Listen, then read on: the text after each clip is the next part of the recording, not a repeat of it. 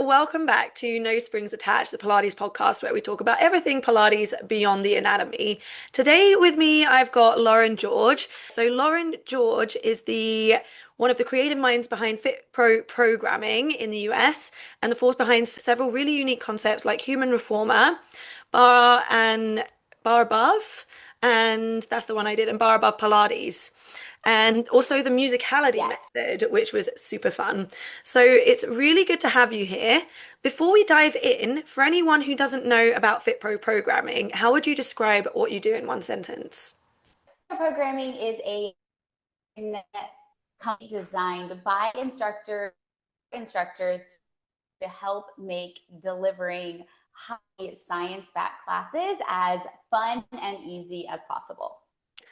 Perfect. And I was actually on your education a few weeks ago, which is how we kind of ended up meeting. And I did the bar above. I always want to call it bar beyond. That's why I always hesitate. But it was the bar above You're good. method. And that one, you've got a very sort of you've got like a partnership with the massive US franchise, Club Pilates. And for those who haven't come into contact with Club Pilates, it is a massive Pilates franchise in the US and very small in the UK. And they've got several different class concepts that use different Pilates equipment. And the one that specifically I was on the training for that yourselves are kind of partnered with is the control concept. So can you tell me a little bit how that kind of came about? First of all, Lauren, thank you so much for having me. I'm so excited to be here to talk all things bar and Pilates, two of my absolute favorite topics. So yes, we do have a partnership where FitPro Programming has a partnership with Club Pilates to help with their bar programming. So they do call it control. So we are the official bar education provider or partner for Club Pilates. So we have the opportunity to offer bar above certifications at a lot of Club Pilates and then also virtually, which is how you did the education. And so they use what they learn in the bar above certification and apply that to the signature control class that Club Pilates offers. So control is a signature class by Club Pilates. And then we help make sure that all of their instructors feel really comfortable with the bar side of that class. Yeah, it was an amazing course. So if anyone's listening and is curious, it was actually as well, as far as educations go, it was not one of the more expensive ones. So I would highly recommend it, especially if you're kind of stepping into instructor certifications. What I found was I had my own kind of expectations around bar, which was I trained as a dancer, jazz and modern, and then we obviously did quite a lot of ballet. And I was thinking it was going to be just like standing at the bar, which if you do correctly is super hard. But I was thinking we were Totally. going to be doing tendus, rond de jambes, maybe a few port de bras, and it was going to be that kind of aspect. And I was quite surprised, and I very much enjoyed how much more it was. Would you be able to tell me, like, I really enjoyed hearing about the history of bar Yes. and how it came about. Yes, I love that. So it is a very, very common misconception. Even though bar has grown exponentially in popularity over the last 10 years, there is so much misconception still out there that you need to have a dance background or be able to twirl across the room or be really, really flexible to do bar. And really, from the very beginning, it has been or bar was actually never designed to be a dance fitness workout, kind of like we think about like a Zumba or a work, right? So Hmm. bar was created by a lady named Laelie Burke, and she was a modern dancer. And she actually started to create what we now know as bar when she was injured. So she worked with, I doubt they called them like the strength and conditioning person for the ballet at that time, in between the world wars, but she worked with whoever was in charge of physical fitness for the ballet company that she was dancing for at the time to create a program to strengthen the muscles she needed to get back to dancing. So bar was actually designed as more of a rehabilitative program than it was to be a dance-based fitness program. So it took the exercises, like you were saying at the bar, that dancers did to strengthen their muscles to perform center floor, plus principles from Pilates, principles from strength training and yoga or flexibility work to help her again get back to dancing. So that is one of the big things that I think people still kind of don't understand or don't know because they don't know the history, and we just so closely associate bar with the ballet bar and think that we're going to go in there and need to, have our point shoes. But it was actually designed to be a strength-based rehabilitative program first to get Lottie Burke back to dancing.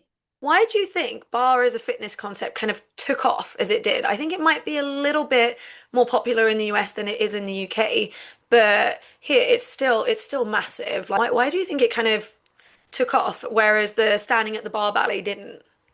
Right. Well, I think the combination of ballet based strength moves and traditional strength training, plus, as we know, fitness is ever evolving, right? So I think bar has done a really great job of evolving with the times. So, for example, like now, bar in the beginning wasn't really taught to the music. The music was just used as background, and now it is very, very beat driven. So it has that energy. We have fusion classes where we maybe do cycle bar or bar and Pilates fusion or box and bar. We've added cardio to our Barre program. We've also adapted with the latest research, right? So as new research came out, as we understood what was best for our body, so working in neutral pelvis versus tucking, we've adjusted, added what our clients were asking for. And then also, I think it just boils down to it as bar works. Muscular endurance training really helps our clients to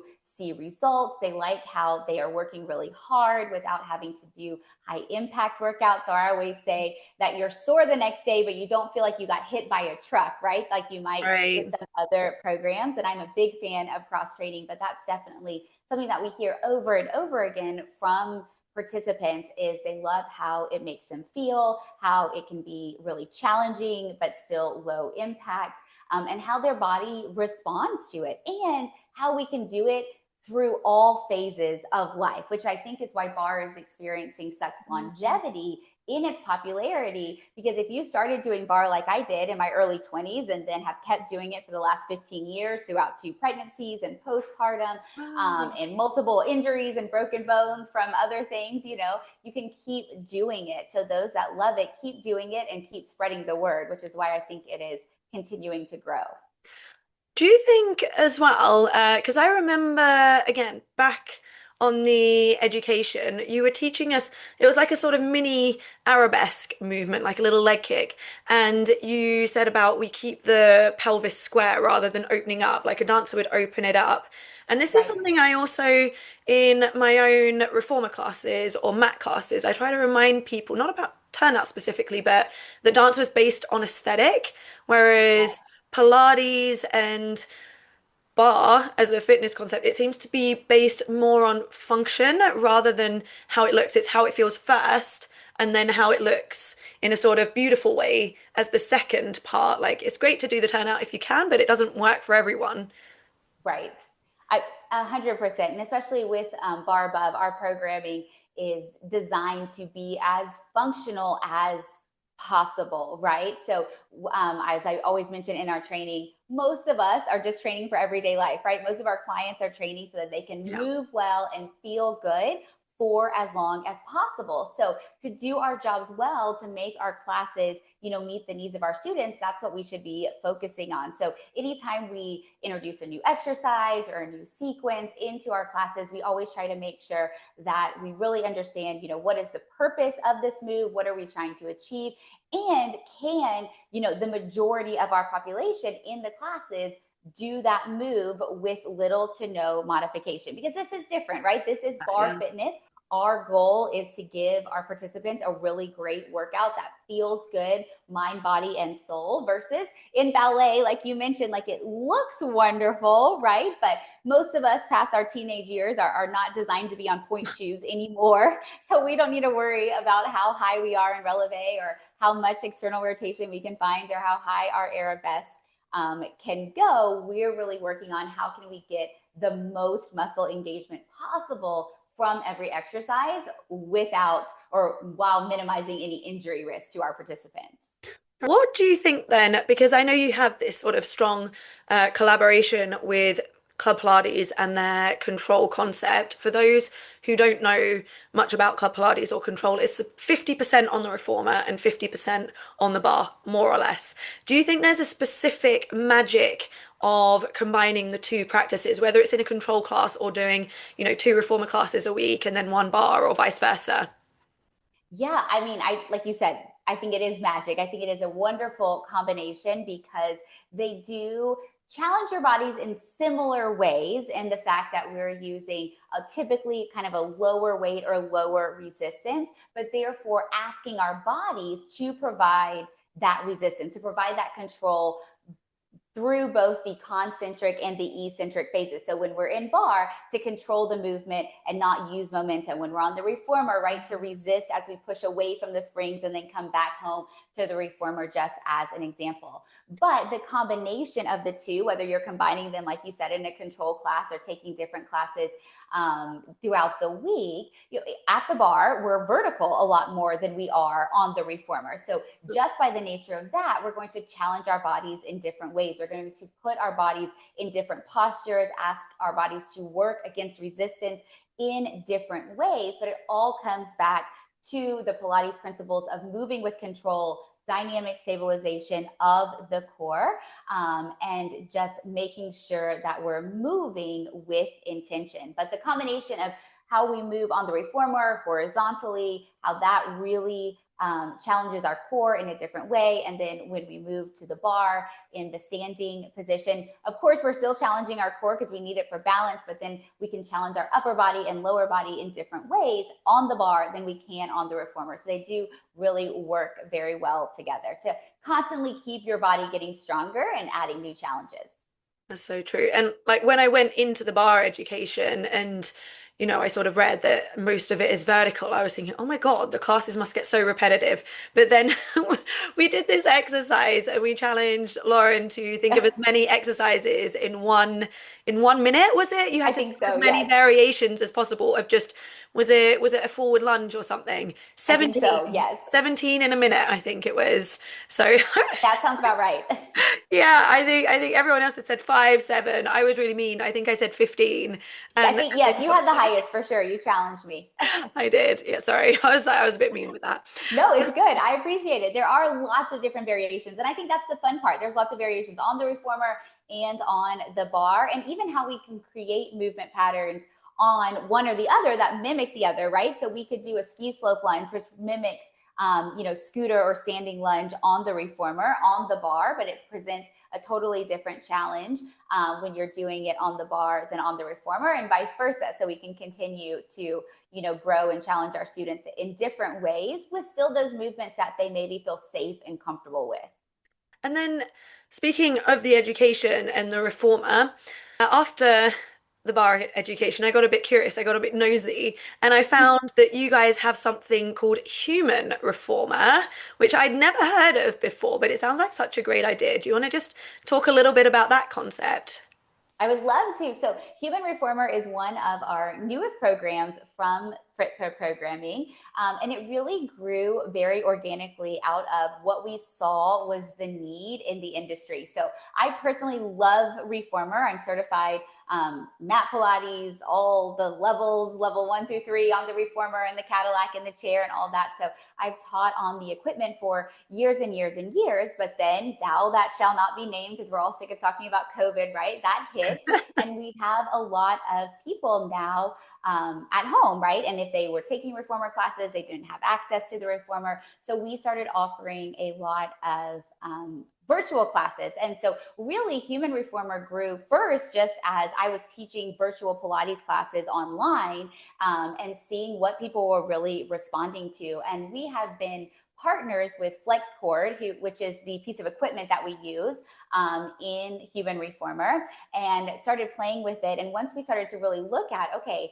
how can we mimic exercises that we love and know on the reformer and bring more of those onto the mat when people don't have access to the reformer, whether that is at home or just by the nature of reformer classes can be, kind of expensive. Or before I moved to Houston, where I live now, I lived in a tiny town in Mississippi, and we didn't have a lot of reformer options. So whatever the reason is that our participants maybe don't have access to the reformer as much as they would like to, we started to really play around with how can we recreate those exercises. And then the great people at Flex Movement worked with us and made some tweaks to the band so they were the exact right size that we wanted them to be for human reformer to recreate those exercises. And so we did a couple of test runs, lots of test runs first, just with my virtual participants. And then we did some shorter workshops to see how other instructors responded to it and what they thought about it.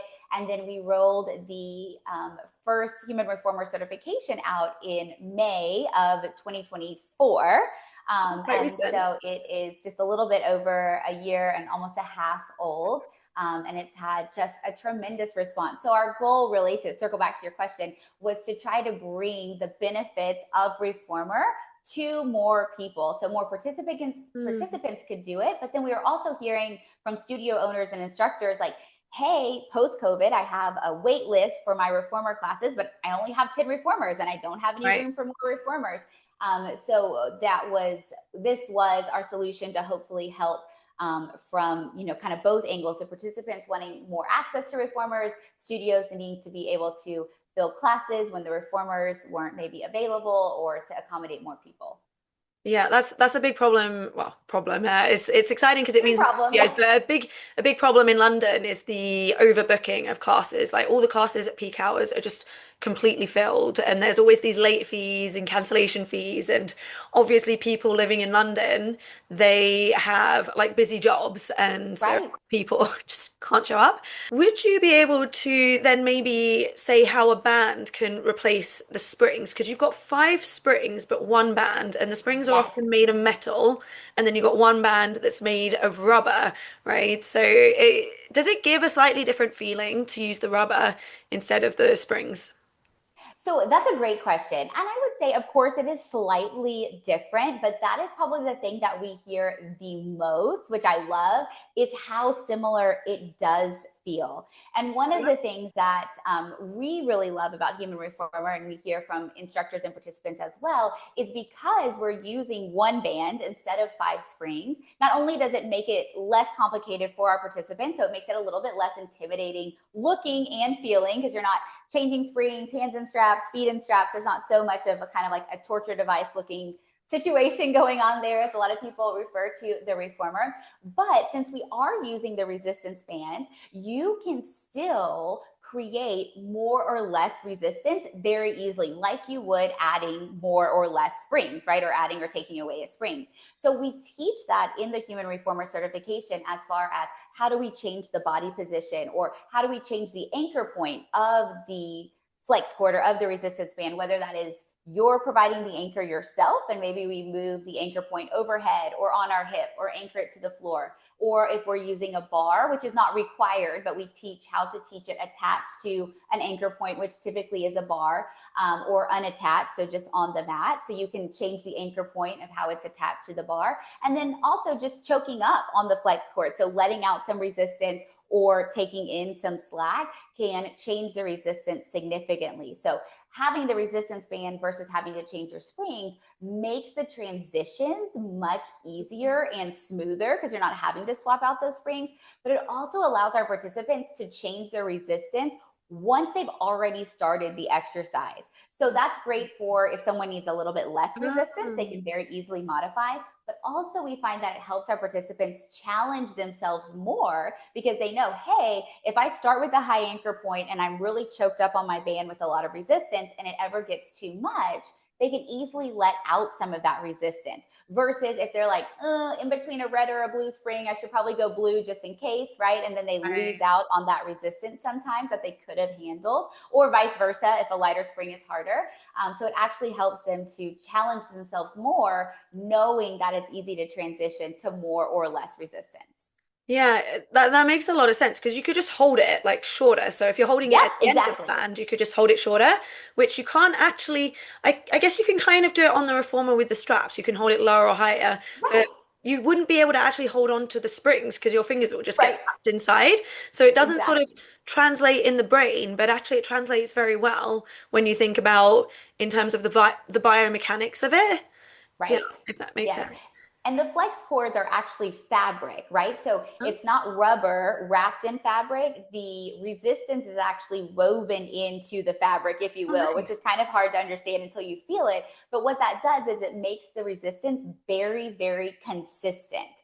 So you can very easily choke up or let out resistance, and the band is still going to stretch. Whereas sometimes when you're using traditional tubing, if you choke up too much, you're not going to have the range of motion to move, right? Yeah. Or if you're just holding onto rubber and that's not really comfortable on your hands or your feet or what have you. But how the resistance is actually woven into the fabric, or the fabric that flex cords are made out of, makes the resistance very consistent and easy for you to, let out some slack or hold the band tighter, but still have that give and range of motion to actually do the exercise. Hmm. And do you find that the majority of people participating in human reform are actually online or in person? As far as like the in consumers or the Like instructors? the in consumers, the In people sort consumers. of following the classes No, I would definitely say in person. in We person. have Okay. certified. Let's see, I think we're pushing about 2,000 instructors now that have gone through, or What? that. That's so many. Yes, so many. Yes, yes. I'd have to recheck our numbers. About Yeah. 1,500, between 1,500 and 2,000, depending on when I can't remember the last time I checked. But so a lot. So we do have a lot of participants Oh my taking God. them in person. I would say probably just a rough estimate, Yeah. 85 to 90% of participants are taking in person from in person instructors. We have lots of clubs all across the United States and internationally that have launched Club Pilates in their clubs. Oh wow. And are they, Yeah. do you know if all the instructors or the majority or what percent are actually actively teaching right now? That's insane. Um, 2,000 in one year. You must like that's 100 a month at least. there's a lot. We had a really, yes, we had we were very fortunate and it took off quite quickly. Yeah. It's I clearly a would have to need. Yeah. we'd have to do some polling as far as Yeah. how many are actively teaching. A lot based on what we've heard, and also, I mean, we can track how many clubs have purchased club sets of flex cords. So we do know, that a lot of clubs have launched the programming in their facilities, right?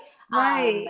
yes, so a very good portion of them are actively teaching in person or online.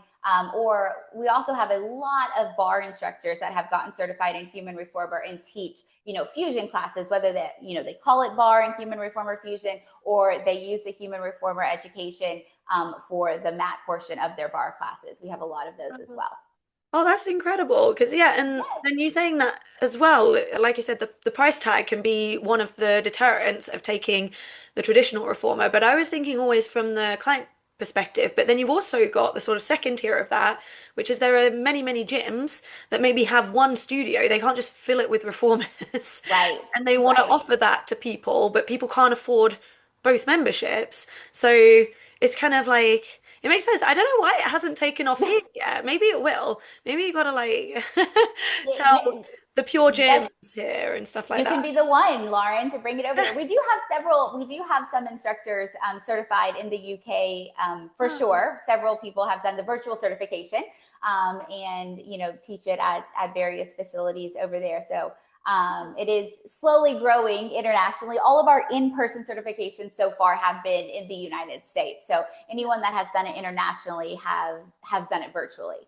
yeah, maybe I did check out your YouTube because you've got a YouTube that you've got like so many classes and they're all just super professional. I'm like, Thank she's you. giving all of this away for free. So if anyone wants to try it, they should try that. Maybe I'll try one and like film it as I go and like sort of report back how it feels. That would be a good thing to sort of give a go. Please, yes, please Yeah. report back. And give I give my own would little love to hear that. comparison.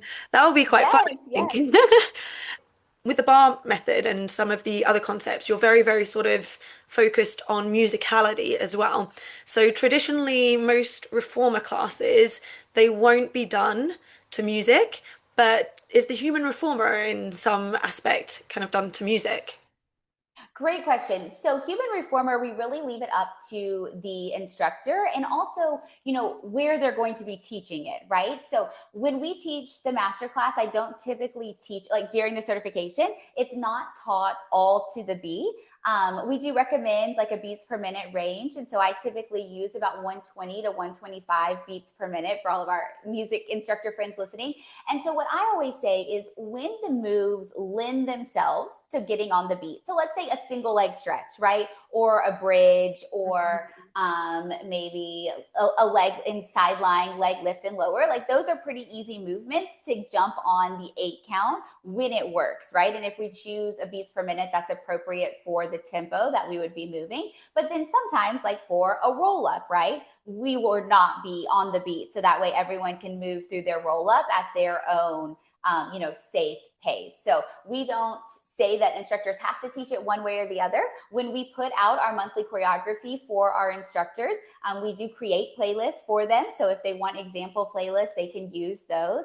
But we have a lot of people, I'm thinking particularly of a friend who teaches it at her bar studio that she owns in Virginia. And all of her other classes are taught to the music because before Human Reformer, they traditionally just offered bar classes. And so that's what her participants are used to. So she uses the music and hops on the beat is what we call it a lot because that's what her participants are used to. But then again, for things like the roll up, we'll jump off the beat. But then we have some instructors that, teach primarily on the reformer. And so they're maybe not musically trained or that's not their style or their participant style. And they choose music that motivates their students and play it in the background. And that's totally fine too. Yeah, I guess it lends a lot better than standard reformer to doing it to the music because I always wanted to Yes. try and teach reformer to the music, but in a group Yeah. setting it just feels a little bit too complicated because you just don't know how long everyone is going to take to change the springs and you don't want to have to start queuing in other stuff so that people can be on Right. beat if half the Right. class still hasn't Exactly. changed the springs. So Exactly. like it kind of makes sense in my brain that the traditional one doesn't. There's still I feel like there's a space in the market for a studio to make that their thing because if people Yeah. expect that, then they'll kind Definitely. of learn that skill of they have to be listening to the springs. And, in that case, I can sort of imagine that the studio would have like a set range of movements of do and don'ts because transitions and things like that. Right. I Right. really, I really think there's a market for it, but it's nothing I've ever seen done. Yeah. But And yeah, so I used to teach mat Pilates to the music as far as like song by song, right? And so you would right. have like one song that was sidelining and you would adjust the beats per minute to that song to fit whatever the series was. But a lot of times when I'm teaching my human reformer classes, if I know I'm teaching in a location, like I teach at a bar studio here, right? So, and they're very used to teaching to the music or doing class to the music. So I use an app called Fit Radio, and there's lots of different music apps out there that has the music remix. So it's steady beats per minute. So the songs fade from one to the other, and I can pick what beats per minute my playlist is at. So I have a couple of favorite playlists that are about 125. And so it stays at a steady 125, a steady 32 count. So it's much easier, I think, to create those transitions and to jump on the music and slow down when needed when the beats per minute are very consistent. Yeah, the clients, I guess, kind of get used to the tempo to do each thing too. And Exactly. for anyone who's not super musical, I'm not like super technically musical, but 125 is about a standard commercial track. Like most pop tracks are around 125, if I'm not mistaken, right? Yes, yes, So yes. it lends well to kind of use your favorite tracks as well, which I find people can get. It can give this sense of safety to just recognize Yes. something about the class and just be on point with one part, which is, I actually find it quite upsetting in Reformer. Okay, upsetting is maybe too dramatic, but when there are some studios who, consider themselves like very pure in a sense, they don't like to have music because they think it's a distraction. But Right. what would you say in the case of music creating, as I said, something like safety for people? So I'm with you. I'm a huge music person. Not only from the fact that like I love to dance and I love to move with the music, but I also think that I'll argue the flip side, right? And I'll throw myself out there as an example. I am your very typical type A worrywart, right? And so for me, not only do I love moving to the music, but as a participant, music provides a positive distraction, whether that's from exercise-induced discomfort, from how hard you're working, lactic acid buildup. But I also think it can, when music is used correctly and the beats per minute are matching the movement, it's not causing us to go too fast or what have you. It can also help our students, I think, to get in the zone more and to stay present, versus maybe for me, at least, if there's not that music, my mind tends to wander to my to-do list or other things. So I think it can really provide a distraction almost in a positive way and help our students to stay more in the moment.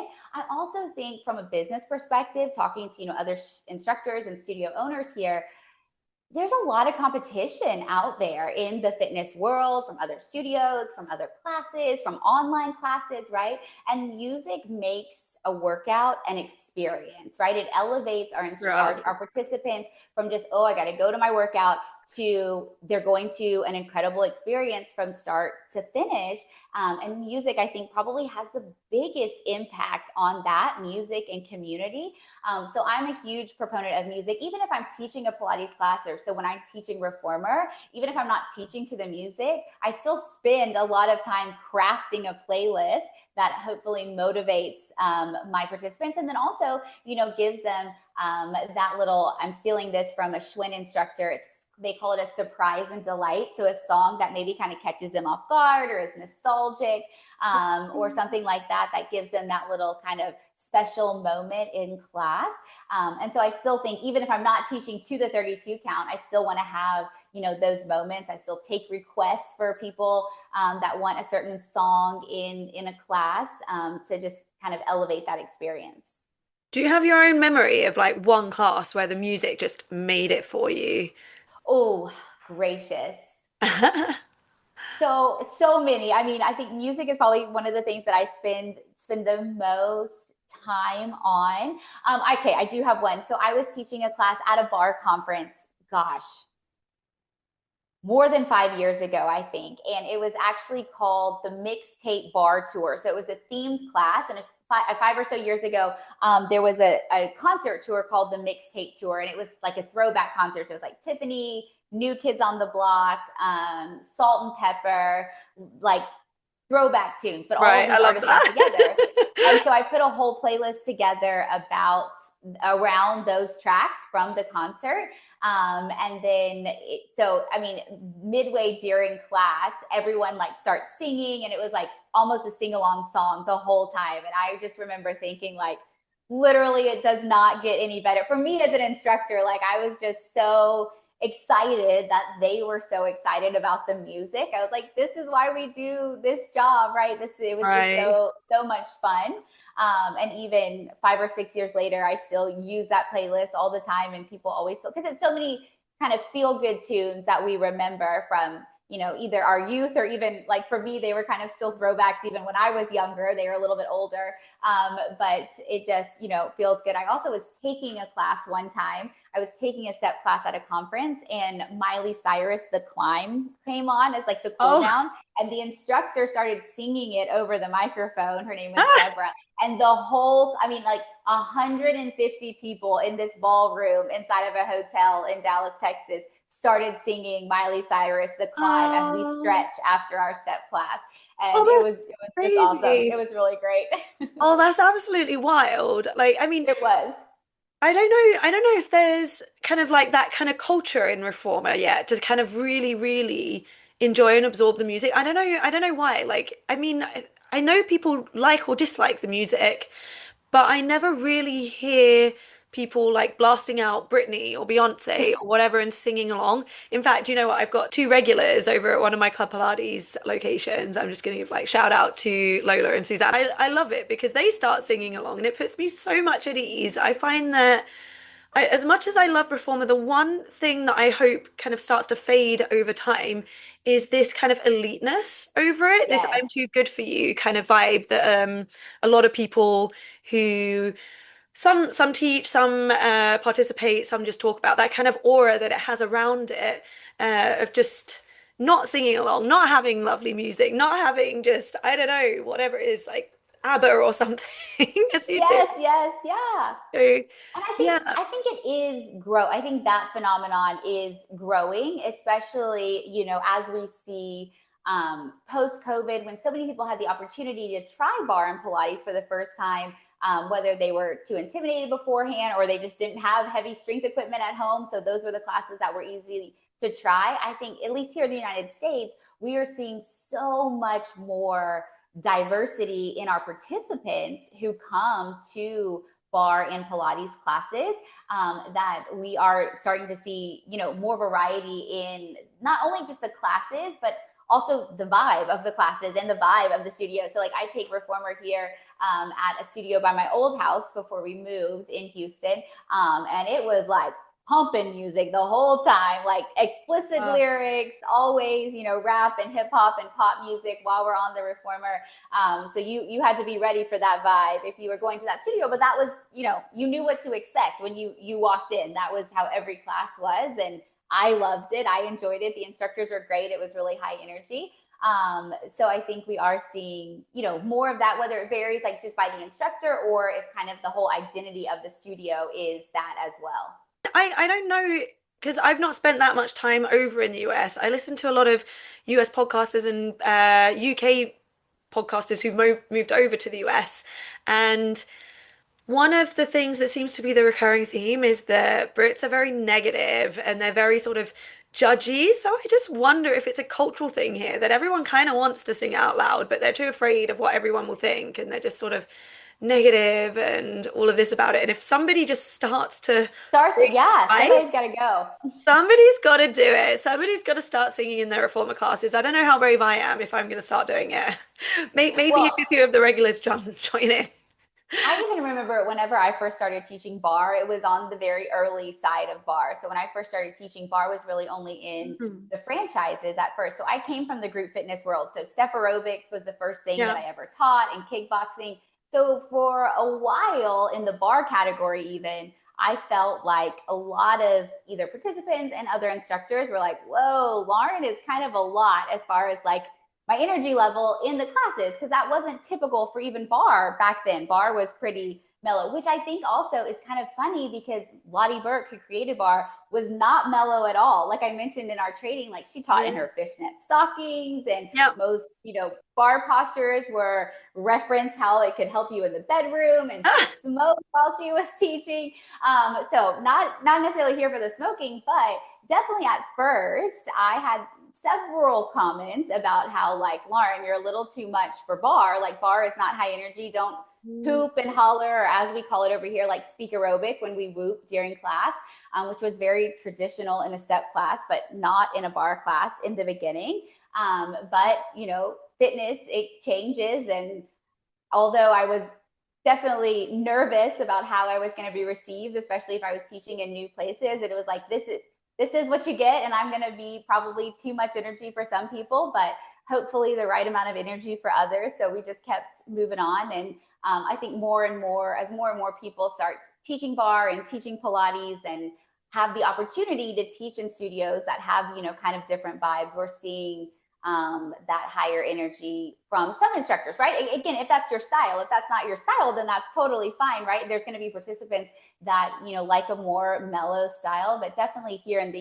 US, I think the kind of more high energy, fun vibes are more widely accepted, and you have participants that, seek that out. And then some I, that don't, and that's okay too. I think most people honestly here do. They're just afraid of it. Like it's kind of I don't know what I lived abroad for a long time. Okay. Then I moved back here and I thought everyone was going to be hype and vibes, and it kind of wasn't. And I was like, damn it. And I got rejected from a couple of places for being like too, not woo woo, I don't know what the word was, like unprofessional in a sense, like not focused Yes. enough and that kind of thing. And I think it's this kind of people pleasing of I want to be good in front of everyone, but it's like you said, it's not everyone's vibe. Um, Right. so I'm gonna ask quite a personal question. Have you ever had any bad reviews? Yes, I've had plenty of reviews, whether that's in person or, I am pretty active on social media. So I've had some very not kind comments on social media about like clearly she's faking it because nobody smiles that much in class, or no one's that happy when they're working out, or different things, like that. Or, I've No. had people that take classes that are like, she's too much for 6 a.m. I typically teach really early in the morning. But so yes, Yeah. plenty. And I think that's just the nature of, if you've been doing, I've been teaching for 17 years now, so it's bound to happen. And in the beginning, like you said, I'm a people pleaser by nature, big time. So I was like, I need to, channel my inner so-and-so, my mentors at the time, or whoever I thought that facility wanted in their class, for years and years. And still I think I for sure still, what's the right word, have some imposter syndrome. I think we all as instructors have that, no matter how long we've been teaching. And I've moved a lot in my life. So I think we're on like move number 10 in 15 years for my husband's job. So I have to be the new person over and Oh, over and that's over hard. again, in teaching facilities. And so every time you teach at a new facility, you're like, oh gosh, are they going to think I'm crazy? But I've auditioned for a job recently and not gotten the job because they thought I was too much. And then they maybe came back a little bit later and changed their mind. But definitely they were like, the vibe was very, let's go with elite. And I went in and I was like, they're either going to like it or they're not. So I taught Apple Bottom Jeans as my tryout song, and they did not like it. And that was all right, because I went somewhere else that did like Apple Bottom Jeans as my audition song. Right, exactly. It's so hard to please everyone. Like, in fact, Right. you're not. It's like in life, isn't it? If you're really Yes. yourself, you're not going to be everyone's bag. I got Right. And if a you're not being true to yourself, you're not going to have as much fun. And I think no. that's the key. Like, your participants can feel when you love what you do, and they will love your class so much more, if you're having a good time. And what I've always come from the perspective of like, you can have a great time and you can have great music and you can hoop and holler, but you can still teach really great programming. So just the fact that I'm going to hoop and holler and, play Nelly and Britney Spears, that does not mean that our programming is any less, efficient or functional or backed by science, or that I have a master's degree in kinesiology and sports management. I can still party some Beyonce, even with all of that, background information. So I Right. think there's some misconceptions that, oh, well, she's just, the cheerleader, or I've been called, oh, she's just the fun one when it comes to Right. instructors, insinuating essentially that I don't have the education background, or, I'm just here to bring the vibes. And I'm like, well, we can bring both. You can bring the vibes and Yeah. have the education and the training, and put together really great programming. I think that's, ideal, right? Is to have both sides of the fun and, the education, and to bring those together. But everyone's going to do that in a different way. And that's why we love fitness, because we're all going to have our favorite instructors and our favorite classes. And if we're not for one person, we're for somebody else. No, exactly. And I think it brings a lot of maybe peace and reassurance that if someone who's been doing this 17 years, and I've done your class, I know you're fantastic, or you're definitely my vibe. And for that, someone to still say no to that, it just shows the longer you go, it's not that you're necessarily going to stop getting bad reviews. If anything, Right. in my head, it might mean you start to subject yourself to more, because as you become more and more like niche down, this is your thing, this is your vibe, this is how I teach, because you become so certain in your way, the more feathers you're going to kind of maybe ruffle, because it's just so Right. focused. Without a doubt. And I would say to instructors, and like I mentioned, I've moved a lot. So I've had the opportunity, if you will, to be the new kid on the block a lot of times.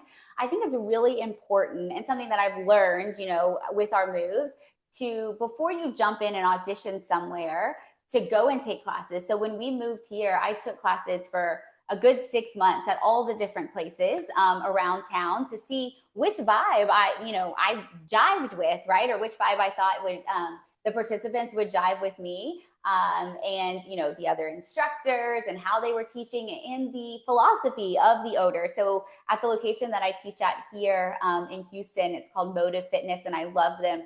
The owner is very open to and encourages, different styles, of formats, but then also even just different styles within the bar programming, as long as everyone, has their certification, is teaching safe and effective programming. All the instructors have, their different styles. But I would definitely encourage instructors, like, before you just jump in and audition somewhere because it's the cool place or the new place or what have you, just really go and take places and take classes at the different locations and observe the participants and the other instructors and see if you think it would be, a good fit or not. Yeah, 100%. And then there's one demographic of people which I can always tell if I go to someone's class who either still works their 9 to 5 in corporate, or if they've just switched from corporate. It's a certain way of being with people, and it lends really well to some studios. Like, I work at a studio that's very corporate, and I've kind of learned how to be that person. I just find they're always very skilled, but trying to break that mold. And if they're taking their journey further on into wanting to make Pilates their full time or really successful, do you think you can do it with the corporate approach to teaching, which is very sort of structured, rigid, and impersonal, I would say? So as an instructor teaching in that way, Mm. I mean, I think I don't ever want to say anybody can't do anything. And I think if you are at a studio that is the vibe and that's what the participants like, and that's what you can sustain without burnout, I think that's the key to going fitness full time. Is if you're being true to you, right, then you're going to be much less likely to be burned out. If we're trying to be everything to everybody, or if we're trying to, change our really deep personality to meet what we think are the needs of our participants or the owner or, the manager, then I think we're probably going to get burned out a lot faster. And let's be honest, I mean, in the fitness world, typically to make a full-time living in fitness, we have to work multiple jobs. We put in lots of hours. We have to be creative, and we have to give a lot of our own energy outwardly. If you're teaching, 3 group fitness classes or 4 reformer classes and having 3 clients, that is a lot of outward energy going out there. And if you're having to put out outward energy that you feel like you are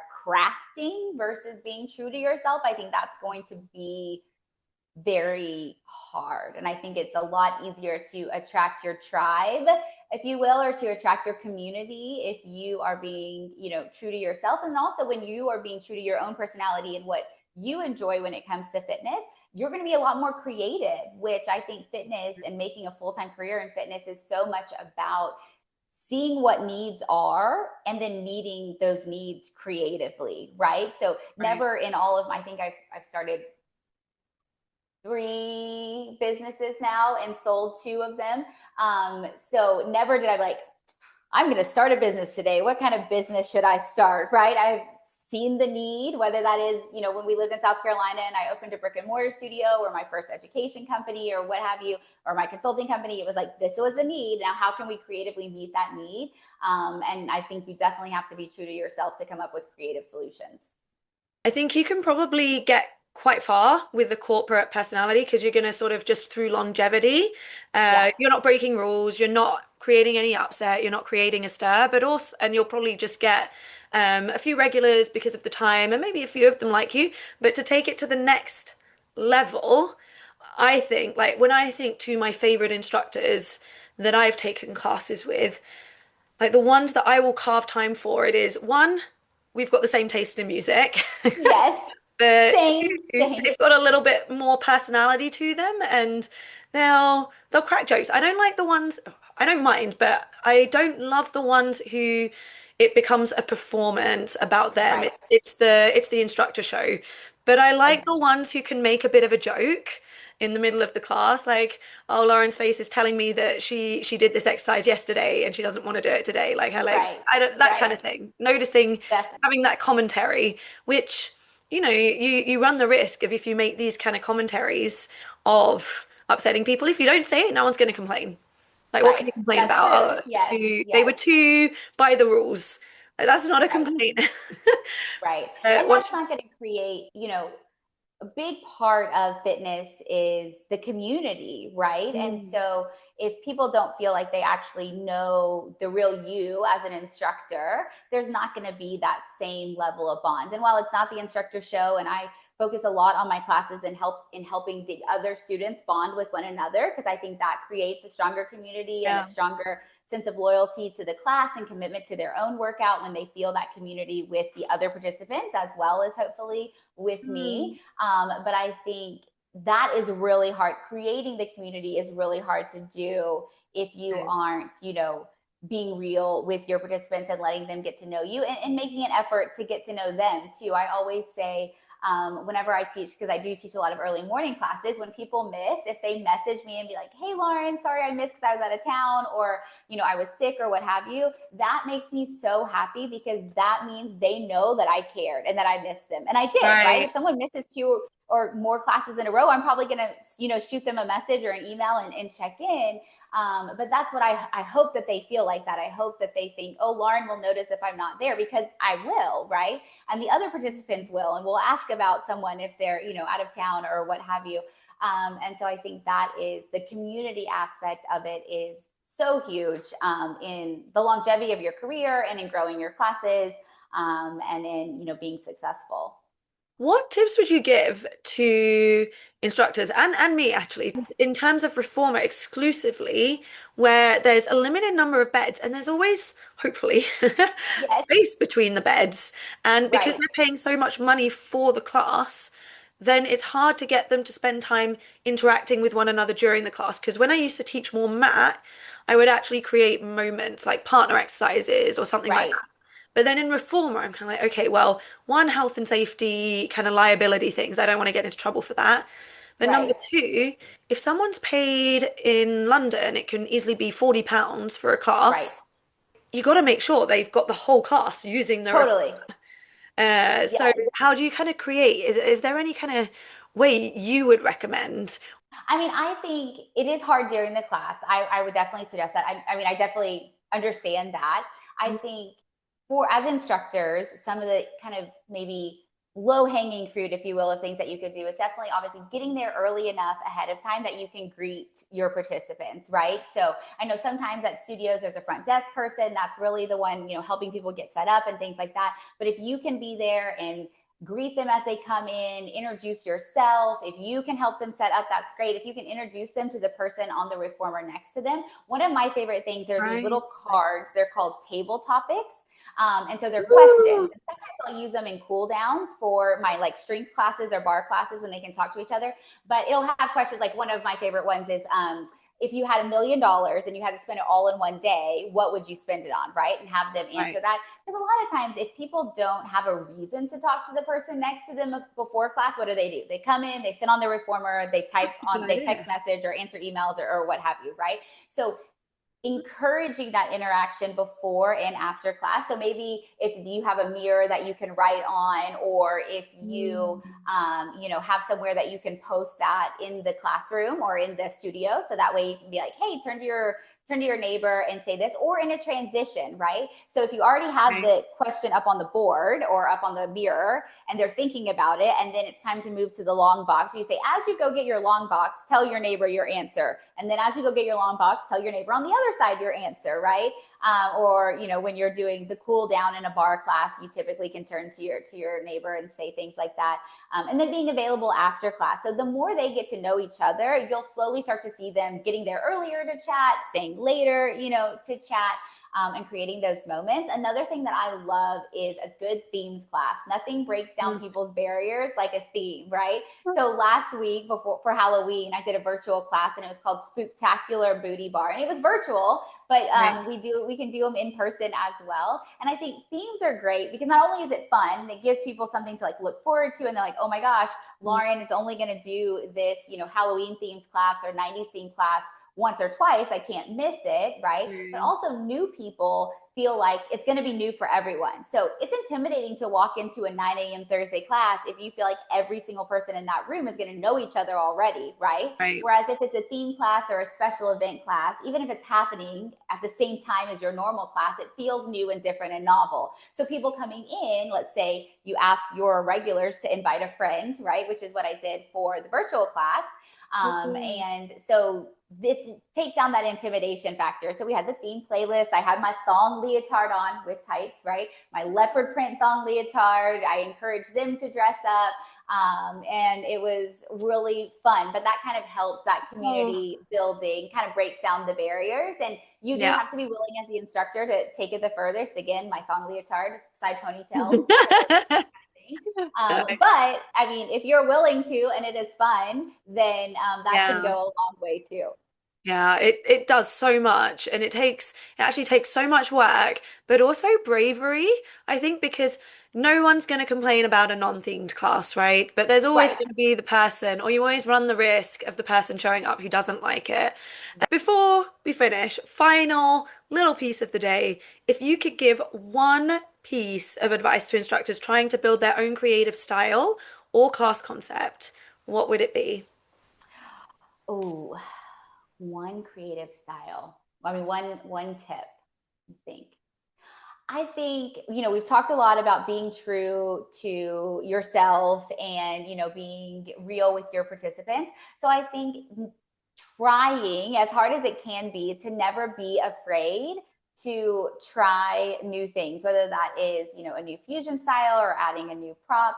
And don't be afraid to add it, small pieces at a time, right? The saying is Rome wasn't built in a day. So if there's something that you want to introduce to your class or a new style or a new song or something like that, always being willing to continue to try new things, and your classes will love that too.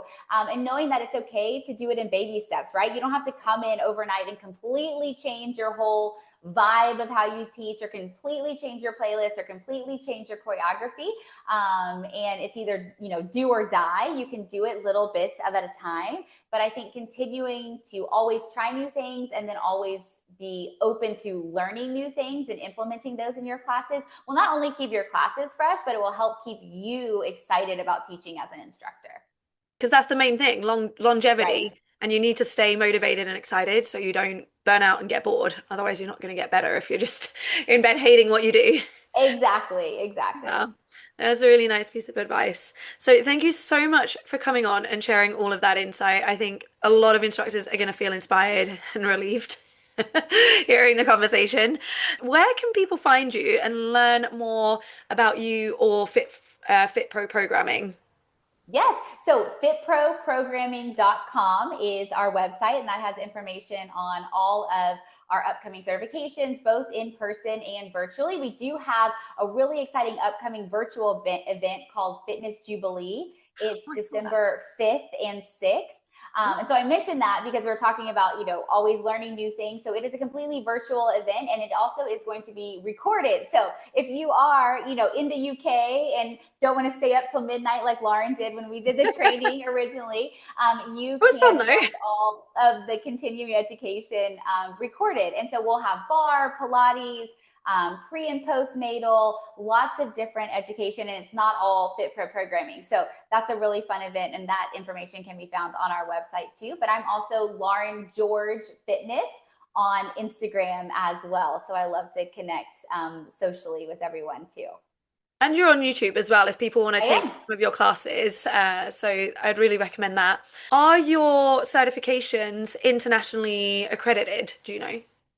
So we are accredited through ACE, AFA, and NASM. So it depends, where you are internationally and what your governing body is or what your clubs require. So I know ACE and AFA and NASM are pretty widely known and accepted in a lot of places.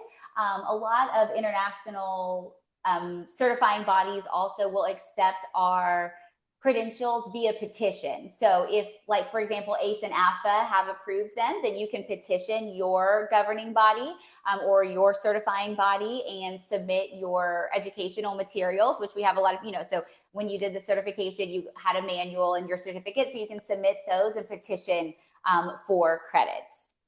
Amazing. So if anyone is thinking of taking a step to be an instructor, I would actually say the programming courses are a really nice way to step in because you get straight into teaching. A lot of education spend way too long on like hyping you up about it when actually where you're going to get better is in the studio. So you get a Right. lovely education, you get taught here by Lauren and your colleague Trisha or your co-founder Trisha. Yes. And yeah, I'll leave all the links in the description and everything, but I would 100% recommend if you are unsure, this is your sign to just go for that. And then Thank you can you. keep Yes, going we with would more and more love after. to have everyone. Lovely. All right. Thank you so much for everything. And yeah, we'll wrap it up there. Thank you ever so much for listening. Thank you.